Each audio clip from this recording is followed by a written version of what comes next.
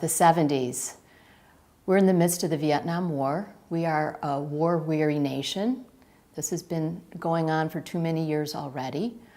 By the mid-70s, we have the scandal of the Watergate fiasco with President Nixon, growing unhappiness with the federal government, with policy decisions that are being made for the American people.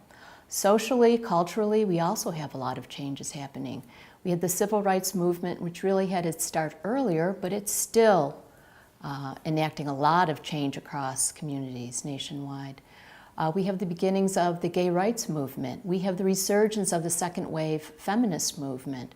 So lots of changes happening at a time when the traditional mores and values are being tested in a variety of different ways. Interestingly enough, I found that what seemed like a very innocuous women's organization really served as a very important springboard for women's political activism, that being the League of Women Voters. Going back to the suffrage movement, so going back a century, when the 19th Amendment was finally passed in 1920, Carrie Chapman Catt, one of the suffrage leaders, decided it was time to dissolve the National Women's Suffrage Association, that organization that was pushing for women's suffrage. But she didn't just dissolve it, she changed it to the League of Women Voters, because now that women have the right to vote, it's important that we have informed voters. So that set the organizational structure for the League of Women Voters organization, still in existence today.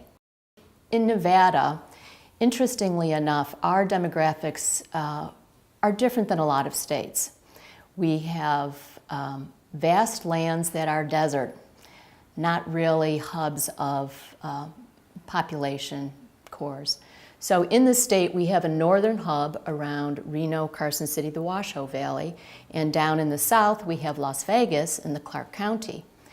From those two areas emerged two important female leaders, housewives. In the north, Maya Miller, and in the south, Jean Ford.